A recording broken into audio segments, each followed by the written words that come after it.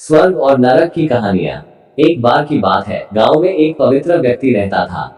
वह हमेशा स्वर्ग और नरक के बारे में जानने के लिए उत्सुक रहता था। एक दिन पवित्र व्यक्ति भगवान से मिला। जब वह भगवान से मिला तो उसने पूछा, प्रभु क्या आप मुझे बता सकते हैं कि स्वर्ग और नरक कैसा है। भगवान मुस्कुराए और उसे दूसरी दुनिया में ले गए। वहां वे दो दरवाजे के सामने खड़े थे। भगवान ने उसे जाने के लिए कहा और प्रत्येक दरवाजे के अंदर खुद जाकर देखने के लिए कहा। पवित्र व्यक्ति ने जाकर पहला दरवाजा खोला। वहां उसने एक बड़ी गोल मेज देखी जिसके चारों ओर लोग बैठे थे। मेज के बीच में स्वादिष्ट सूप का एक बड़ा बर्तन रखा गया था। वहां बैठे सभी लोगों के हाथों में बहुत लंबे चम्मच थे।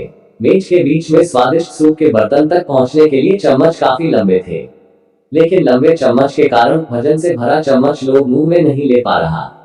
लंबे चम्मच की वजह से खाना ना खा पाने के कारण वे सभी दुबले पतले और बीमार लग रहे थे। वहां के लोग बहुत दुखी थे। वहां पीड़ित लोगों के दुख को देखकर पवित्र व्यक्ति कांप उठे। वह उस कमरे से बाहर आया और दूसरे कमरे का दरवाजा खोला।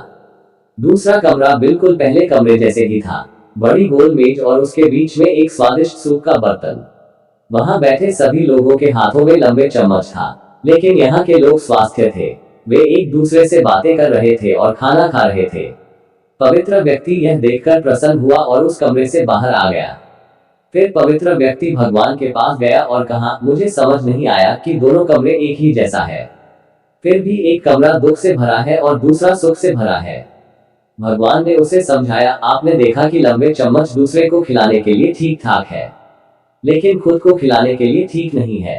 आप जिस कमरे में पहले गए थे वह नरक था। वहां के लोग लालची हैं और केवल अपने बारे में सोचते हैं, दूसरे की मदद नहीं करना चाहते हैं, जिसके कारण वे अपना पेट नहीं भर पा रहे हैं और दुख झेल रहे हैं। और दूसरा कमरा स्वर्ग था। यह उन लोगों से भरा है जो एक दूसरे की परवाह करते हैं और प्यार करते हैं। एक दूसरे को उन लंबे चम्मच से खिलाते हैं जिससे वे स्वस्थ और सुखी रहते हैं। शिक्षा। यदि हम एक दूसरे का समर्थन और देखभाल करें तो हम अपने जीवन को स्वर्ग बना सकते हैं और खुशी से जी सकते हैं।